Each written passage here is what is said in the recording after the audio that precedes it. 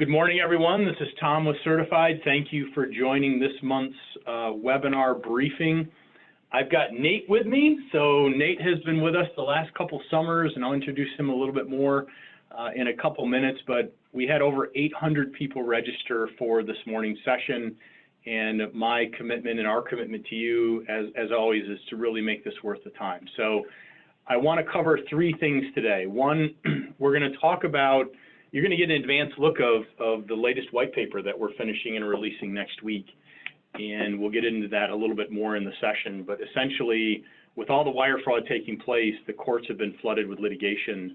So the first thing we're going to cover is who's really responsible and how do we prepare ourselves to defend against a lawsuit or some type of legal claim in the event a wire fraud takes place in a transaction, even if it's not your fault as the title, settlement, whoever it is that, or persona that you may be sitting in the transaction. So that's number one. Secondly, we're going to go through a money transfer policy guide, and we're going to enable you to download a full version of this after the end of the session, and we'll talk about more. I'm going to give a kind of a teaser of what this procedure, set of procedures looks like. And then we're going to do a refresh on how Certified can be used in the workflow. So for those of you that are certified customers, I'll be giving live fraud examples just from yesterday of what comes in, and this is just a day in the life right now in the seat that we're in. And then also just thinking about, for those of you not using the platform, I've kind of a special offer for you at the end. So housekeeping. First, I am going to provide enough time that you can, and please do, we have a post-webinar survey.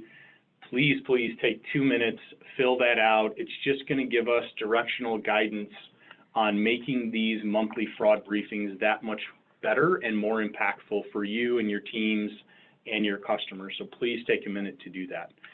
And like I said, we'll be releasing a new white paper. Everyone that has attended this will get an advanced copy of that emailed when we do the national release of that next week. So for those of you I haven't had the privilege to meet, very quickly, I'm Tom Cronkright. I'm one of the co-founders and happen to be CEO of Certified. I'm a licensed attorney, a large title agent here in the state of Michigan, and we've been through the wire fraud or instances of wire fraud in our organization. So know that we've been deep behind this curtain now for going on almost 5 years. Our wire fraud took place in 2015. And we decided to step up and do something about it through Certified. And someone that I've gotten to know really well, Nate Stevens, over the last couple summers. Nate attends Harvard. He has served as just a huge resource for us and the team. I don't have enough time to explain what he does for us, but essentially, if you ever watch Pulp Fiction, he's the wolf. We send him in, he's got special projects, we need to figure something else out, and he does a lot of heavy lifting. So Nate, introduce yourself. Oh yeah, hi guys, I'm Nate Stevens. I've been working with Certified here for a couple summers as an intern and now a special projects coordinator. We've done all sorts of work together. Yeah. It's been really interesting to dive into this wire fraud and wire fraud litigation topic, something that, you know, a college student isn't really aware of that it even happens. So it's really exciting. I'm really excited to share the new research that we finished, and yeah, awesome. So let's dive in. We have, like always, a ton of material to cover. So by way of formal agenda, I'm going to give you 5 slides on what we're seeing in real time as far as a fraud update, who's responsible for loss. So we're going to get into the top 3 theories of liability that we do a deep dive on the white paper, and you'll see more next week. And then a full money transfer policy guide. I actually have a copy of this. We haven't released this, so everyone that's attending will receive a link to download a free copy of this. There's a summary page, and essentially, I forget how many pages this thing ended up, 13, 14 pages, 11 pages. And it really meant to be a guide on your incoming and outgoing funds procedures. And then a list of just key takeaways that you should think about on lowering the risk in this environment. So without further ado, I want to start with a polling question. So Katie's on the back end here. Katie, can you launch the first poll? And I'm just wondering, I wanted to get thoughts from the group, and no wrong answer here. How do you think COVID is affecting cybercrime? If you haven't registered for the Ulta webinar at 1 o'clock, I'm giving that at 1, and we're going to dive deeper into COVID-related scams. So if you are an Ulta member, you still have time to register. It hasn't closed yet. I think there's 600 or 700 that are on that today, but I'll be doing a much deeper dive into specifics around COVID-related scams. So closing it out, it looks like a vast majority have either seen an increase or a significant increase or spike, and you're absolutely right. For those of you that haven't seen a change, it might be out there in different segments of your communication, or maybe it hasn't hit your local market yet, but I would agree with the majority here. Yeah. We're seeing more. In fact, you saw one recently. Tell the group this. So working even in this space, you know, we seem to think that we're probably hyper aware of wire fraud and phishing scams, but last week received an email from Tom and an email posing from Tom, and posing as another co-founder of CertifID. And I actually ended up responding to one because they're so well made and so well targeted and timed. And since I'm working from home now and we're all remote, it kind of just, it makes it easier to get sucked into their trap. Yeah, 100%. So that's a whaling email, and we'll get into some of that at the 1 o'clock for Ulta, but that's where they were trying to basically fish Nate for either credentials or get him to buy gift cards and give you the code, or who knows where that would have ended up. Brent, I've got our IT team here in the corner, shut that down immediately. But you're right. I mean, you just want and that's what it is. It's just one email, and then down the rabbit hole you go. But they have a full orchestrated solution or strategy on the back end of how they're going to try to manipulate somebody on that. So 4 updates as far as what we're seeing. As of July 1, more internet crime complaints came into the FBI's IC3 than all of last year. Also, a 400% increase in hacking complaints have been received by the FBI. This is an interesting trend, and I won't spend a lot of time on it, but over 9 out of 10 compromised emails were not used to send the phishing attack or start the fraud sequence. And why that's important is the fraudsters are showing a tremendous amount of patience and intention that when Nate got phished by Tom, right, last week, and they would have gotten access to Nate's email account, which was probably the goal, let's say it was the goal, they would just sit there and harvest information, right? And then from there, they would identify a target. Maybe it's Brent in the corner of the room, our IT manager here, where because of communications or trust that were built between 2 parties, the target is someone else, but they're harvesting information from a completely separate account. That is a alarming trend. Gmail is now the #1 weaponized email platform, far and above. The reason why is twofold. It's immediately recognizable, but it gets through most spam filters because it's a trusted platform, right? So that's because it's coming from @gmail.com. And then COVID-related scams are absolutely on a tear. So over the recent months, it's over a 3-fold increase, 3,000%, I should say, increase in those scams and how they're doing it. And a new phishing site, these are sites that are meant to either grab user credentials or have you download a paper or some type of a document that has malware in it. A new one launches right now about every 20 seconds. All right, so, and guys, I'm an optimist. I don't mean this to be any type of fear tactic. It's just what's happening. If you have a relationship, and I encourage you to do that, with local law enforcement, either state or county, better yet, FBI or Secret Service, they'll read you into what they're seeing in real time. It's just everyone is just whack-a-mole right now, unfortunately. And COVID has sparked this further digital distance that we've educated about in the past. So who is responsible? Poll question number 2. Katie, I'll have you launch this. When a wire fraud occurs, who is responsible? So I think the wording here isn't quite right on the top as I read it, if you're seeing what and my apologies for that. Is it 1, the person who sent the funds to the fraudster?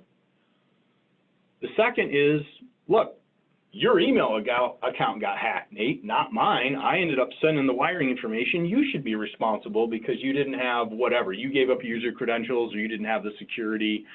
The third is everyone, or the fourth is I'm not sure. It's a really complicated area.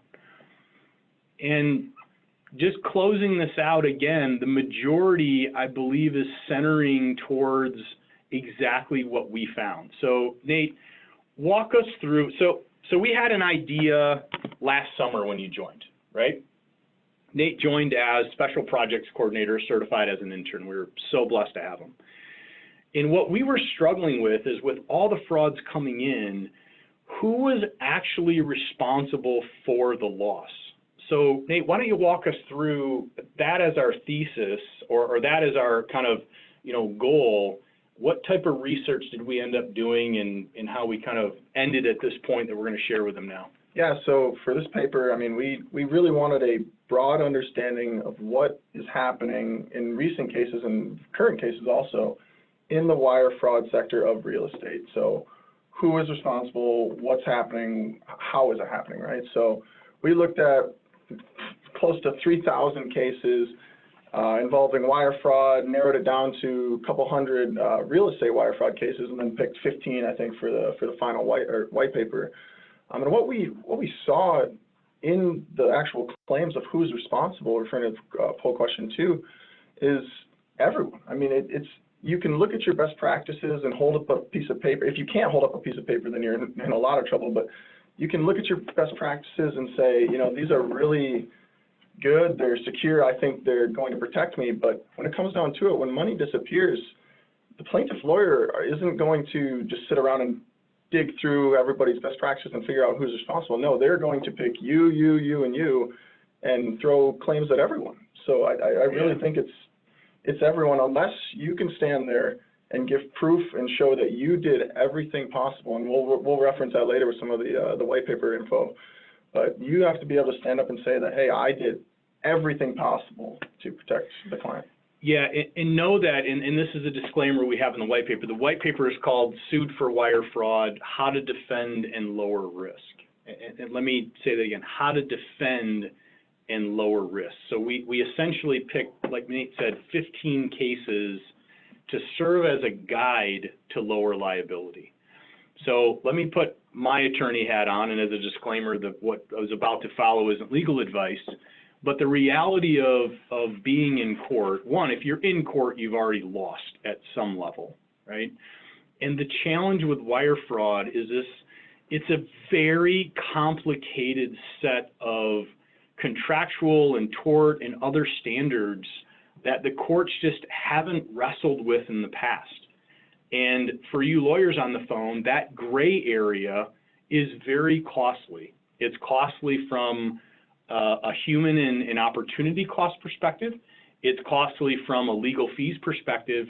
And the frustrating thing, and this is the most frustrating thing, you never get to real legal liability because everything settles. At 98% of civil cases settle, guys, because it's almost as expensive to be right as it is to be wrong in the court system. And you might say, yeah, but 80 grand's at risk, blah, blah, blah. You could spend 80 grand getting through your first round of discovery in one set of depositions. I mean, it would go like that. So the other thing is you have other constituents or other partners. Your insurance company may take over cost of defense. Your underwriter may take over cost of defense. And while you may stand there and say, this is whatever, fill in the blank, this is total crap, we should go to the mat on this thing, those that have not fared well, right? So very few decisions, true decisions on this.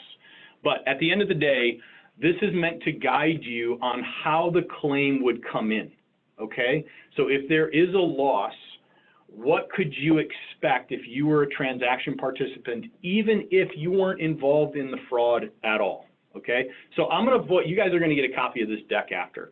I'm gonna more voice over some of the higher points of these theories. But What stood out to us, well, Nate, you can explain. What stood out to us were really 5 theories. Yeah, and the 5 theories we had were negligence, breach of contract, breach of fiduciary duties, and breach of consumer protection laws. And we also saw some other like edge litigation that maybe 1 or 2 or 3 cases had, but these 4 here specifically are obviously apparent in almost every case. And it's very clear looking at negligence that that is the first claim going to be made, and you are going to have to fight that claim. I mean, it's Yeah, so let's dive in. So we're going to spend time quickly going through the top 3 theories, which are negligence, breach of contract, and breach of fiduciary, and hit the high points. And again, the framework of this is really meant to provide examples of how plaintiffs' lawyers are creatively alleging. Again, this isn't proof, right? Most of these cases settle. So the idea that, oh, well, so-and-so title company named on certified thing was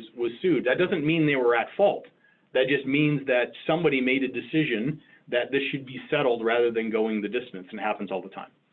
So, all right, so let's talk about negligence quickly.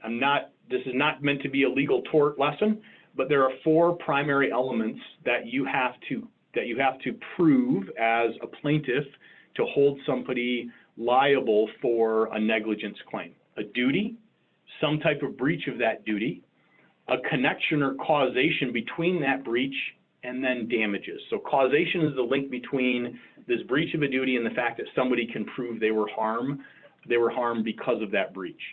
So what we're going to provide in each of these now are quotes from the pleadings on how these elements were alleged, okay? Again, not proven but alleged.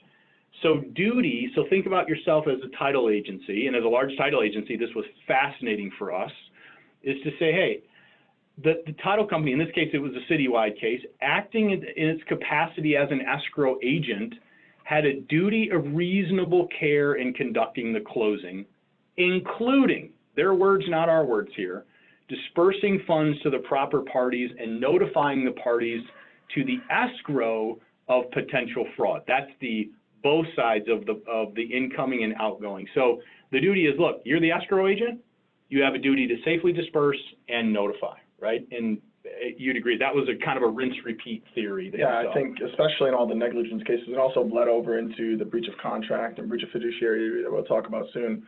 The reasonable care factor, it was in almost every claim, every case we looked at, even beyond real estate. So it's just the reasonable care, the vagueness behind that is really what pulls most people into getting a claim of negligence against them. Yeah.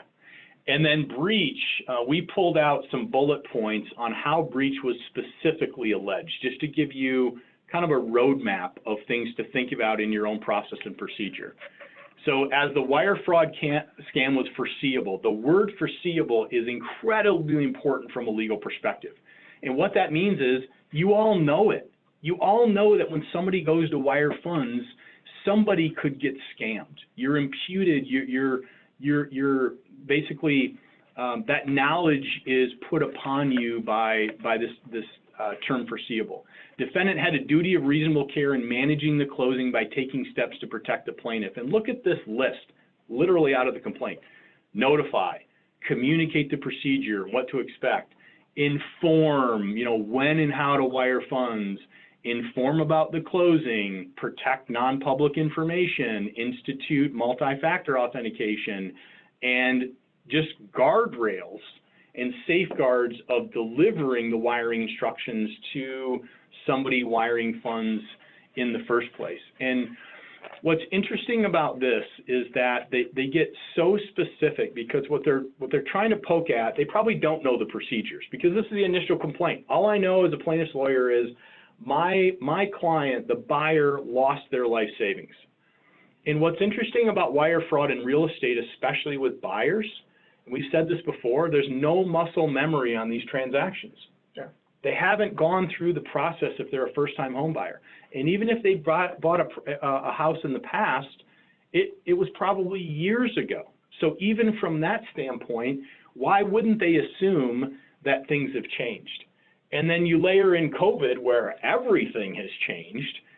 Everyone's guard is just kind of down right now, even though it should be much higher because of everything that's taking place. So this provides a checklist for you on the things that you're going to have to respond to specifically in what you did or didn't do or could have done, right?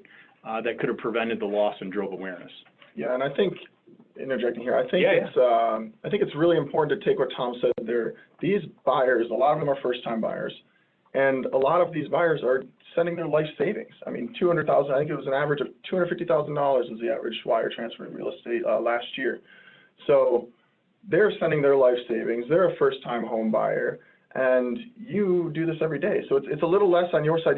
Might not be looking at it as important, but this is their life savings. This is their life. So when it comes down to it, when a judge or a jury is looking at this case, they're more likely, and as we've seen, most of these cases settle or are in favor of the plaintiff. So it's way more likely due to those factors that you're going to lose. Yeah, and the challenging part on negligence, especially with incoming funds, is a lot of times the buyer wires funds, you don't know about it as the title settlement provider or the real estate agent until after the money's gone. And then somebody says, well, we didn't get your wire yet, as they're sitting at the closing table. And they say, what do you mean? I sent that 10 days ago. Well, no, we thought you were bringing a check. And that happens over and over again. So quickly, the causation, basically this is the link between breach and damages. So because of the breach of those duties, and you don't have to have all of those breached, you could have one of those breached to have a full negligence claim. There was a direct cause that led to, in this case, just under $82,000 that was wired. And then what do we do to defend? So we tried to take a step back and say, okay, what were the key learnings on each one of these theories? So first and foremost, and I'm going to speak directly to you that take incoming funds from buyers. And the thing is, it doesn't matter if your buyer told you that they're going to bring a check and the issue of sending a wire was never presented to you and your team. That does not matter. You have to assume that the fraudster is going to introduce the concept of a wire transfer somewhere along the continuum between file opening and closing when they go to send the wire, the cash to close in, that just because they intended and communicated correctly with you that a certified check was going to be used, you have to get out of the way of the conversation of a wire transfer. So educating consumers deliberately, intentionally, often, and then documenting that, okay? Explaining how to safely transfer money. This idea that, look, we take certified funds above whatever your policy is, 500 or 1,000, or you're in a good fund state, whatever that happens to be. But oh, by the way, if you end up transferring by way of wire transfer, this is how this is going to work. And that's specifically why we designed Certified the way it is our customers can say, our wiring information will only come through Certified and it will show up to the screen of your device. Anything else you just simply can't trust. It doesn't matter what they're saying, the fraudster saying over the phone as they impersonate the title company. It doesn't matter that the email has all of the details of the transaction and they're threatening the deal's going to, go sideways. That doesn't matter. And then the other is protecting all personally identifiable information. Judges are not like cybersecurity experts, but they are fanatical about this idea that you're using secure email and you're specifically encrypting and protecting personally identifiable information. So before we move on, anything else on negligence? Yeah, before we move on, I would just put a little bit more emphasis on the best practices and how this reasonable standard of care, which we saw in nearly every case, every negligence claim, how it's evolving, and it's always changing with new technologies such as Certified, and just as we see more frauds happen, it just evolves. So you need to make sure that you're on the forefront of technology and on best practices so that you're not caught holding your hands up saying, I didn't know, I did what I thought was best. You need to actually do what is best for the consumer. Yeah, 100%. All right, breach of contract. This one, just as a lawyer and as a large title agent, this one really had my head scratched because as a title, let's talk to the title settlement providers. In contrast to real estate, where you have a buyer agency or a listing agreement, or in contrast to the attorneys that have an engagement letter signed, we just open an order. We just start searching the public record and typing the commitment and clearing requirements, and then I mean, it just is this evolution that we put a new deal on the rails, and 30 days later, roughly, it closes. So to have a breach of contract claim, the plaintiff has to allege, one, that there is an agreement, that the plaintiff performed, but the defendant failed to perform, and because of that failure, there was clearly damages that the plaintiff suffered. So what's interesting about this is how they're pleading that a title company, even without a signed agreement, has an agreement with the plaintiff, has a contract.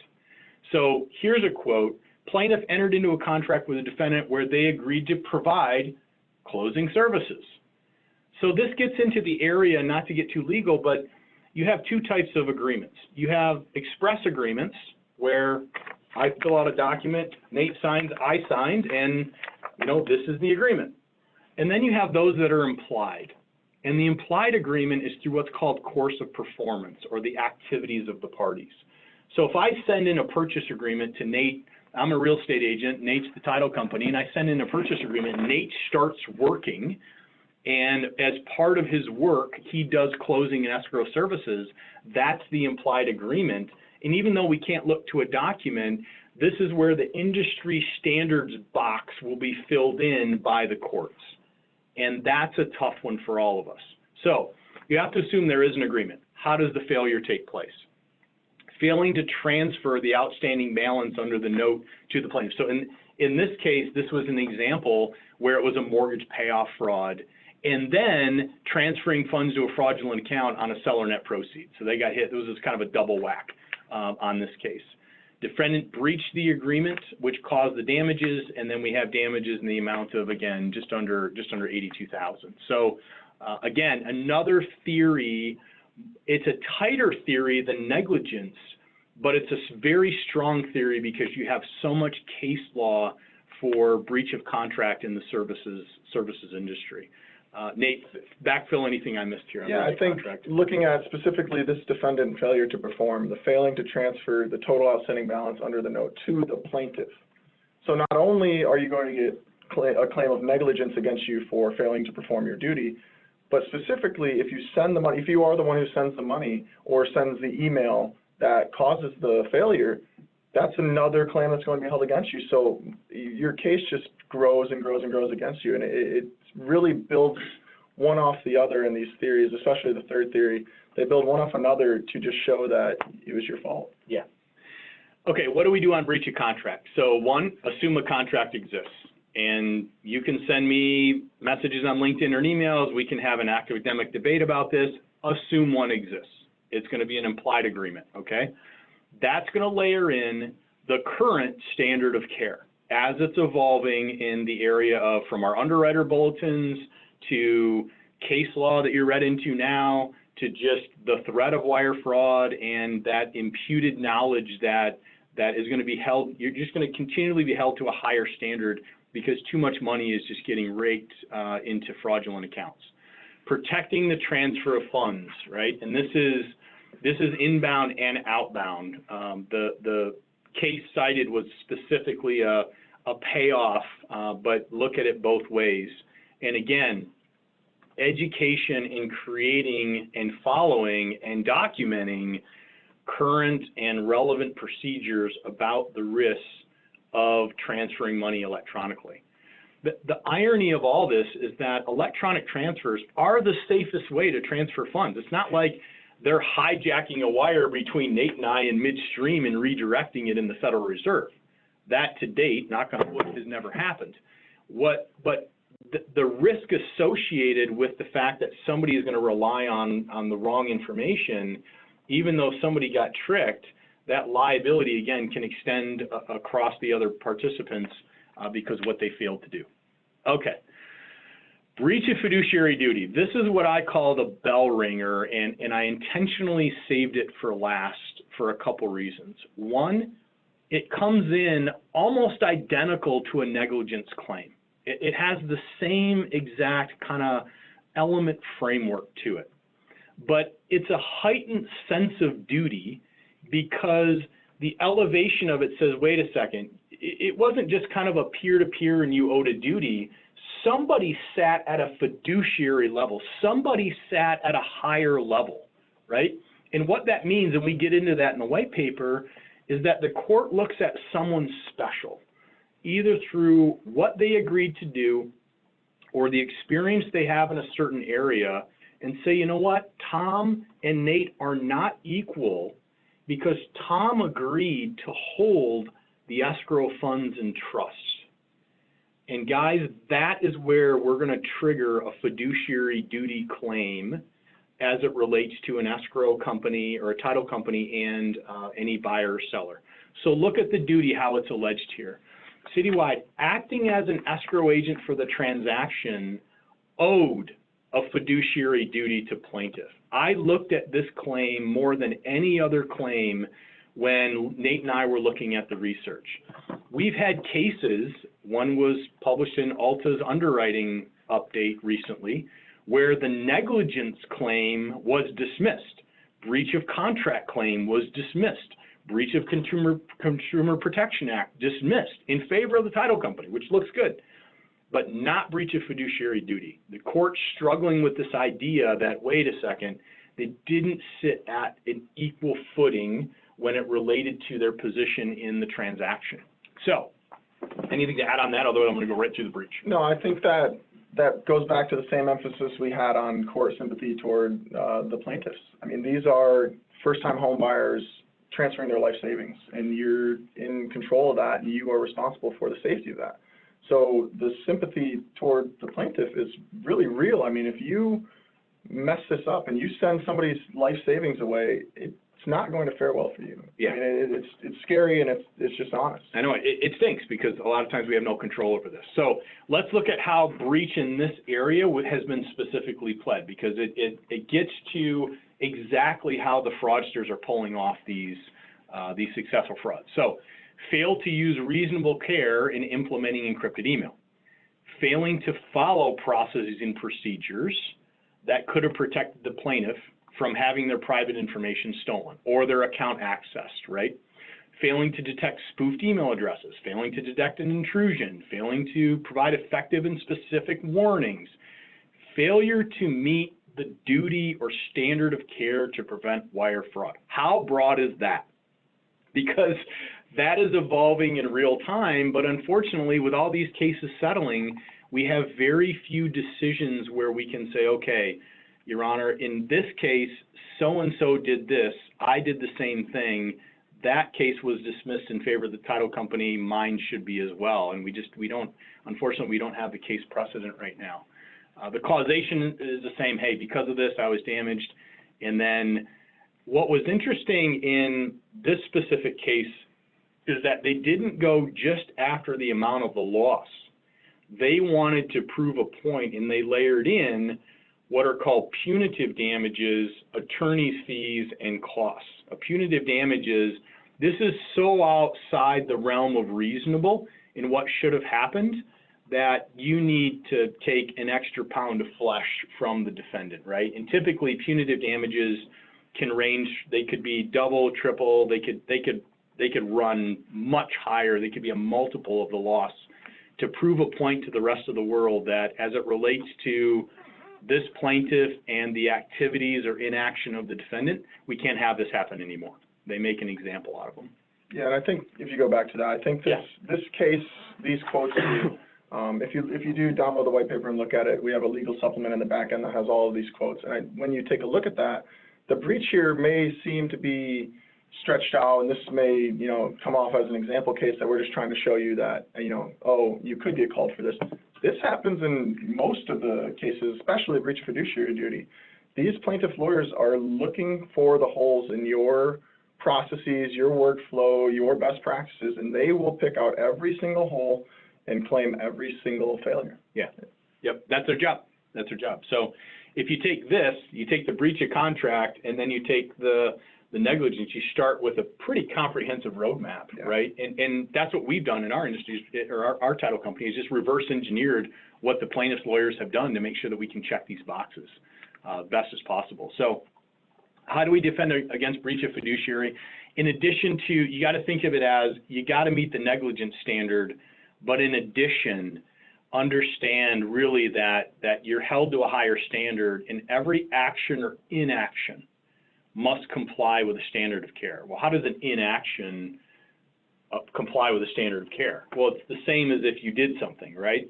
The standard of care may say you need to do these 5 things, but there are also things that you may be choosing not to do, and that inaction may fall outside of what, the standard of care or inside the standard of care that you should have done something in that regard. And then taking action to drive awareness and engagement. I just can't stress this enough.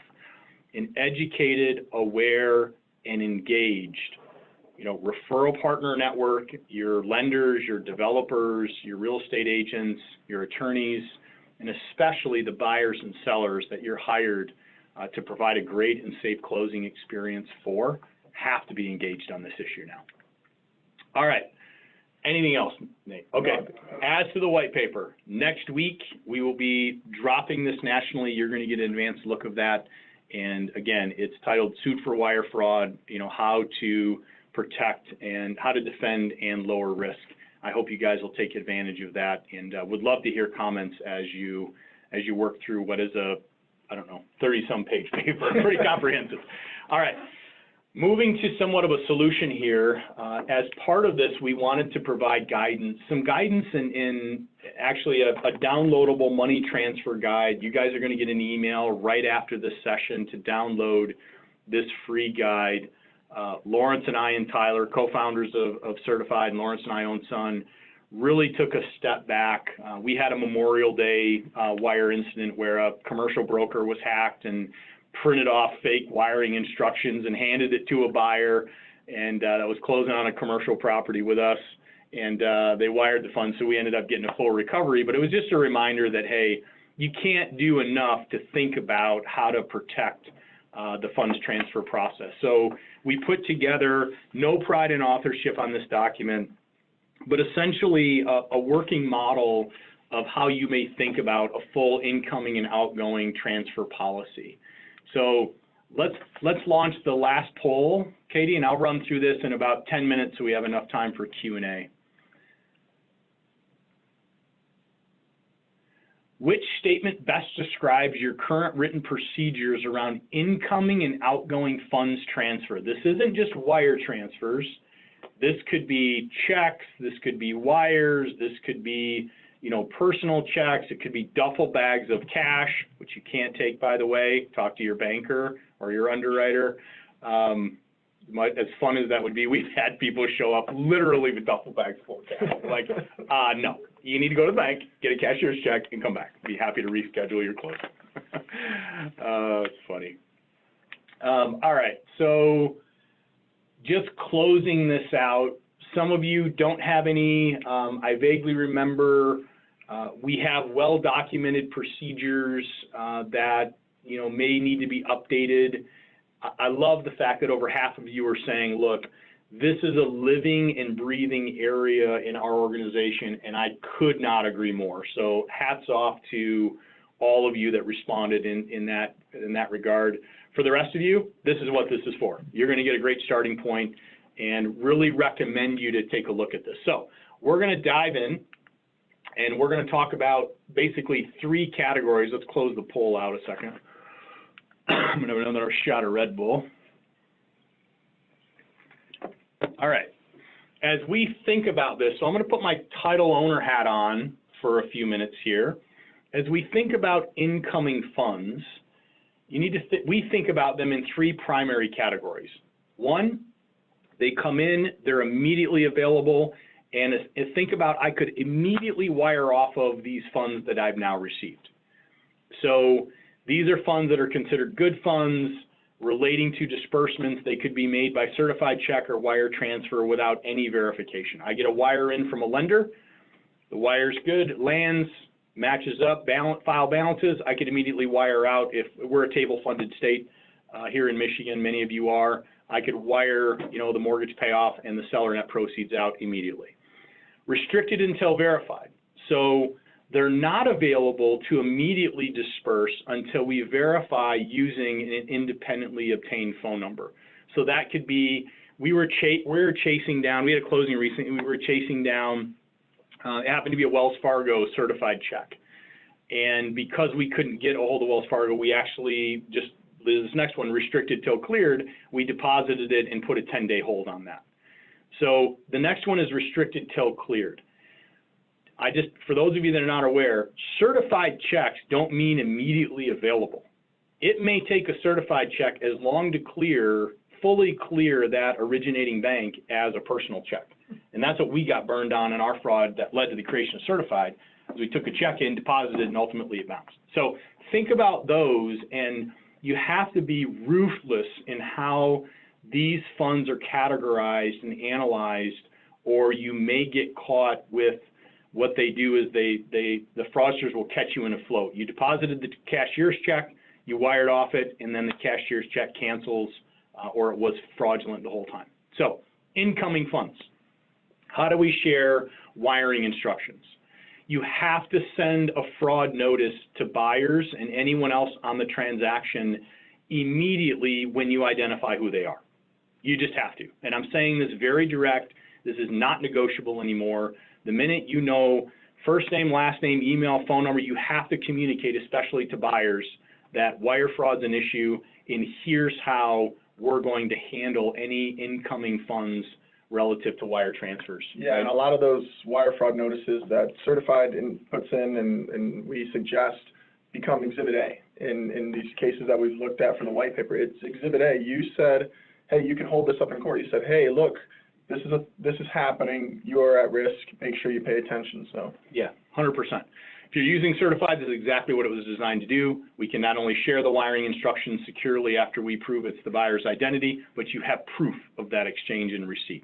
If you're not using certified, which hopefully at the end of the day you will, send it securely, verify they received it, and document the verification. This is a three-legged stool that's going to take a bit of time now, just like you're calling on a payoff wire or whatever it happens to be. But no longer can you just kind of send and forget. You have to assume, and we do at Certified, the buyer's email account is compromised. They will not actually see your wiring instructions. The fraudster will take them, doctor them up, and insert fraudulent ones in their place. Okay, outgoing wire transfers, confirming bank credentials. We have a disbursement authorization form template on this free guide for you, the incoming and outgoing transfer policies. So getting somebody to physically acknowledge where they want the funds to go. A payoff letter from an institutional lender or servicer. You could use certified approval, and I'll get into how that's used in more, but certified can be used, and then additional best practices. So all this means to say, we can't rely on a simple email anymore saying, hey, wire the funds here, right? Hey, Nate, send me the funds after closing to this account. Nate should be, if it's an individual, getting something in writing if they can, using certified. If certified's not in your workflow, then the additional best practice is doing a lookup, finding an independent number. We triangulate that number with another advisor in the deal, like a real estate agent or attorney, before we even make the call, and then you document the heck out of what you did. I'm not saying this because I think it's good practice or hygiene, even though it is. It may be a requirement on your insurance to even get some coverages on wire transfer or other fraud. Okay, outgoing wire transfers, confirming mortgage payoffs. This has been a huge challenge. Know that we are actively putting a database to solve this issue, but you have to match it up. Best thing you can do, if you haven't started this already, is if you've been paying off banks, and many of you have over and over again, create a template in your treasury portal at your bank so that you can refer back to that and have it stored on their side of the firewall. So if I'm typing in Wells Fargo or Bank of America or Mr. Cooper or whoever, and it shows up and it matches, great. That's a known pathway. These don't change. You need to make sure that those instructions match the template. And if it doesn't match, and you can't rely on anything now that you're finding online, you have to independently verify. These fraudsters are registering spoof domains, and they're propping up spoofed sites where it looks like I'm confirming wiring information from a servicer, and or a mortgage company and it's somebody else. Okay, when can we never pay? I'm going to speed up a little bit here. The prohibited transfers, returning incoming wires to a different account. This is not only a red flag, this could trip some liability and legal lines that you just don't want to step into. If the money comes in from account A, it has to be returned to account A, okay? Any funds not related to a closed transaction. Hey, can you do kind of a, an off settlement statement? Can you do a, a split request or whatever, flex check, some people call it? No, I can't do that. The check should be made to the owner of fee title, especially on the seller side. Returning EMD is super risky, especially if you're getting EMD by check and they're asking you to wire EMD. That's how we got hit with $180,000 fraud. The other issue is you're in the middle and these contracts are vague unless you have a specific escrow agreement that says that you can return it to a party. A lot of times you'd need to interplead that with the court to get out of the middle. When a check's already been issued, so if you issue a check, remember they could go out in the parking lot, remote capture, deposit that into the system, and it'll be in process, walk back in the front door, which this has happened, walk back in the front door and say, you know what, I was just talking to my accountant, I actually need you to wire these proceeds to a different account for tax purposes. You can't. Chain of custody here. Chain of custody is key with checks. And then replacing wiring instructions, really, you just have to be so suspect. If you already received some, you have to now, a lot of times they'll match the ABA number. You got to get down to the account number to make sure that all the sequencing lines up. Positive pay, if you don't have this turned on in your banking system, you absolutely have to. It is a no-brainer. It takes a little bit more time. You got to upload your checks before they can clear. So somebody technically could walk out of the closing room, walk down to the bank on the corner of your block, and they would be told that the check's not ready to clear, and they'd be right. Okay, so it's a little bit of client management on this, but you have to have positive pay turned on, and it provides a daily clearance and exception report. Quickly, automated funds reconciliation. I just love Dick and Matt and the team at Rhino. We use it so much. Just use Rhino or something similar. They go in, you spider in. Brent, wouldn't you agree? I mean, it's so much time. You just get an exceptions report. You're going to see where people are knocking off your checks. We had a Craigslist scam a few years ago. Remember that in New Jersey where people were, what's it called? It was a fake check. Fake check, yeah, with Sun Title logo on it. You're just going to see a bunch of stuff, but you have to have automated reconciliations, and they do a good job. So for those of you, and I know we have a lot of customers on the line, I'm going to speed up here. The use of certified can be used in every single vector. Seller net proceeds and buyer cash to close, or refinance. So yesterday I got brought in, one from an attorney in the South and another from Lloyd's, the insurance carrier, on 2 fraud recoveries, not relating to certified. One was a large construction draw on a commercial project. The other was north of $250,000 cash out refinance wire that the title company did not send to the buyer. They sent to a fraudster impersonating the buyer. Unbelievable. And there's so much refinance going on. Land contracts, you can see the list here. Literally, anytime anyone's asking you to send your wiring instructions, certified can be used. Anytime you're wiring out to an account that's not in your treasury portal, not in your title production software, where you can refer back to it as trusted credentials, you have to use it to verify that information. So, Nate, anything else? Otherwise, I'm going to do a quick spin through certified for the. Okay, cool. Download download the money transfer guide. You're going to get this right after the webinar. A link. It's free. Like I say, 11 pages. I really want feedback on this. I do want feedback on the survey that you're going to get right after when you close out the link here to the webinar, but I would like feedback on the money transfer policy. We put a lot of time and thought into this, and I'm just hoping, hey, if I'm wrong, tell me. If it adds value, tell me that as well, and anything in between. So hopefully you'll find it useful. Okay, for those of you on the phone that are not, or on the webinar, that are not currently using certified, I just want to take 2 minutes. walk through what we're doing and why I think it matters and why we're so passionate about just helping come alongside and solve this issue of wire fraud. And a lot of it leads to this defensibility, right? Our notices, the resources, the technology, guys, everything was meant from the perspective of, hey, there's a lot of things that still are outside of my control, but I don't want to write a check for them, right? So we protect life's most valuable transactions. That's what we're doing at CertifID. For those of you that aren't aware, it's a technology that allows one party and another to verify their identity and securely share wiring instructions before money moves, okay? The benefits that we see most customers, we have hundreds of them now across the country, it reduces risk for not only the internal operations, so the title company or the law firm, but also all the transaction participants, because it's specifically designed to strike at the standard of care compliance.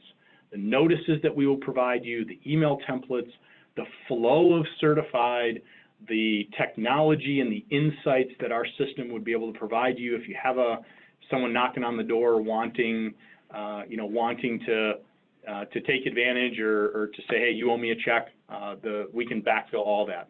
It does save time. So now that we have to verify with buyers to make sure they received it, you're talking about 8 to 10 minutes, and I'm being conservative, for each incoming and outgoing transfer, and we're integrated with most softwares. It's, I don't know, 15, 30 seconds on the title company side and less than 60 seconds on the consumer side. And we've provided all the materials that make you look like a hero in market that we can share with you. So confirms identity, securely share information. We also provide a guarantee up to $1 million, and this is going to be in the form of soon of a direct insurance guarantee on something that we'll be announcing next month. So we stand behind this product with our insurance carriers. It's easy to use. You got a dashboard. You don't have to integrate anything. You simply log in. Your teams log in. On the right side, you'll see you can send your wiring information securely to, let's say, a buyer, or once you get to disperse, you can confirm bank credentials. Let's say Nate's the seller and I need to get net proceeds to him, and I want to make sure that I've got the correct information. For buyers and sellers, it's a really simple flow. Email, text message can be done on any device, and it puts it into their terms. So we have, in less than an hour, we have over 60% of consumers that have never had to validate their identity in the past are walking through the certified process to make sure that everyone is safe and you're not trying to hunt them down on a phone call or whatever it happens to be. And then everyone in the transaction receives a certificate. What that means is there's proof of what happened. You have something to put into your workflow. They have something to present to their bank or use for online banking. And the other thing we do is for buyers, and it has never been done before, we will directly ensure the transfer of their life savings through our money protection plan. And this is the first time we rolled this out in February. We're getting incredibly high marks in market from consumers about this. You know, I can insure a plane ticket or a floor fan. Why can't I insure my life savings? We solve that with our insurance carriers. So I love this quote. This certainly is the year of adaptation. Personally, professionally, family, I get to write a book on my year of adaptation. I'm sure many of you could as well. But I really would encourage you to, we can get you started in under an hour. If you haven't used the platform or are currently not on it, this is an opportunity. And I'm going to throw in, if you sign up by Friday this week, I'm going to throw in 30 days for free. I mean, we're just not joking around. And this, just yesterday with those 2 wire frauds and the timing and the sophistication, you know, I was excited about, you know, this slide to say, look, we'll take a step forward and say it's on us. Let us prove to you that this does make sense to your organization and your people. So just email sales@certified and we'll get you rolling. And if you don't like it or it doesn't make sense, 30 days from now or whenever you sign up, 30 days from now, there's absolutely no hook or no obligation. So, all right, with that was a ton. Let's get to questions. Does email signature disclaimer count as a wire fraud notice? I'm not going to say no again, because legally these things just haven't been litigated, but I haven't seen it work. And here's the challenge. If it's a specific call out, everybody has an email signature that nobody reads. And I'm not saying it's bad. You should have it, right? It's another one of those, well, on my email, I did this. Yeah, but the foreseeability of this risk was so great, you should have had a specific notice. You should have had something. Don't you agree with what the research we found? Yeah, and it will definitely count. I mean, it goes in there into the stack as evidence in your case, but how many of those are you actually reading? How many of your buyers are actually reading yours? And it's just not specific enough to really hold ground when a claim arrives. Yeah, yep, I agree. So good practice, but you need more. I guess I would answer that. Are you saying cashier checks or certified do not funds, they just don't clear right away? Yes. So cashier's checks do not clear right away. You need to talk to your banker about this. Talk to somebody in the treasury group of your bank about the issue of wire checks. Say, you know what? What's the difference between taking a certified check and a starter check where somebody writes their name on the top, only has the account number, and I deposit that? And I bet you what they'll respond with is, there's no difference. It has to fully clear the Federal Reserve. So it just takes time to do that. So in this policy and procedure document for funds transfers, you have to have a minimum of a 10-day hold. We took in, here's the weirdness in Michigan, we don't have a Wells Fargo branch in Michigan. So we had a couple from South Carolina moving up to Michigan. This was just, Brent, I don't know if you're aware about this, but this was a couple weeks ago. They came to closing with a personal check for $150,000 drawn on Wells Fargo, right? So I said, look, guys, I'll take it, but 2 weeks. And only after you allow us in about 10 days to call Wells Fargo with you on the phone to make sure that this thing cleared. Because we got burned on this before. So you got to be really, really careful, guys, on the sequencing between checks. And look, I don't see any exceptions. It looks like this sounds on a good glide path. I mean, the bank hasn't notified me. That doesn't matter, right? You have to make sure. And a certified check can be canceled, unlike a wire. Very hard, if not impossible, to recall a wire, but certified checks can absolutely be canceled. How can we verify payoff demands and wire instructions to payoff lenders, specifically small one-off lenders? One, you can use certified. We've had a really good response rate for community banks, your smaller lenders and servicers. You have to simply get them on the phone or send them a check. That's what we do. We're dealing with one right now where it's an old servicer and they didn't pay off a mortgage. We have documentation that suggests it was, you guys know how it goes. But at some point, you got to wrestle somebody down and get them on the phone and walk through, okay, you know, what is the true payoff and who are you? Document the date and time. Make sure you get the credentials and those are lining up with the payoff instructions. But if you can't communicate directly with someone, I would strongly recommend adding a couple days interest and then ultimately just sending them a check, because you can always cancel that check if something goes awry. We are a title company. A few lenders say that they will require us to send full wiring instructions in order to release the closing package. But in order to send secure, we need an email and phone. What is the best way to handle this? And we do not want to send through general email. Also don't want to hold up the closing. Can you go back to the first part of that question? This is a really good question.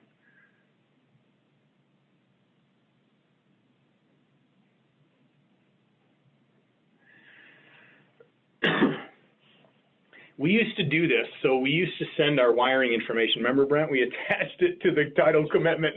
I'm just telling you, these are sins of the past because wire fraud it just wasn't an issue in the industry.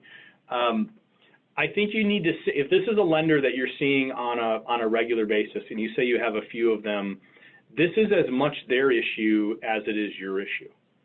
They are sending mortgage proceeds wires, and they are being hijacked, similar to our disbursement wires in the title settlement industry. And you have a duty to make sure that you're sending your information securely. So what I would do in this case, and we've had to do this with other lenders, is if you're not going to give me an email and a phone number that I can call, then we have to set up a more secure way that you can store my information that isn't going to change. You're not opening an escrow account every week. So what could we do to securely exchange this, even if it's once? have something acknowledge that, it can't change, we're not going to change it, and that those are the instructions that you can rely on. Those recurring payments or fundings are absolutely critical. But just by saying, hey, in open email, that's not going to work, because if your email was compromised and those wiring instructions got swapped out, it is not clear. I mean, you may be liable because you didn't send them secure. You'd say, well, wait a second, they didn't set up the framework for me to do that, or they blah, blah, blah. That doesn't matter. Once we get to court, none of that matters. It's what did you do? This is a really good question. I would lean in, get a representative of the bank, call their CISO, talk to their head of treasury, talk to their head of risk mitigation if they're large enough, and say, we're just trying to protect everyone in the transaction. Your borrower, you, us as the settlement, to make sure that, nothing gets tilted sideways. All right, any other questions? We're out of time. I want to keep everybody on time today. So what type of information is used to verify the identity if I use certified? I'll take this one. We use knowledge-based authentication, so we're going to challenge the identity of the individual. We have an incredibly rich data analysis. So we're going to pinpoint the device, where the device is located, if it's been compromised, usage velocity. I could go on for 20 minutes on those vectors. But think of it as trusted, clean, US-based device. We've got confirmation of the individual on the other end, and then we use multi-factor authentication, kind of out of band, to tie the loop between device and person. And then the other security we have is we present, not through a portal. We're not asking somebody to go through a portal that could be easily spoofed. What we're saying is it's going to show up directly to the screen of your device. You don't have to create an account. You don't have to download an app. This is clean device, right person, put in a code, and there's the information, just like that. What do you say to title companies using Gmail email addresses for the sale and refinance transaction? What is their liability? I'm not against Gmail. The challenge is you got to turn on multi-factor authentication. I mean, I think you should. I love, and no offense to the attorneys on the line, I love it when we're dealing with a large commercial deal and we get an email from I'm a great lawyer at netzero.com. Are you sure?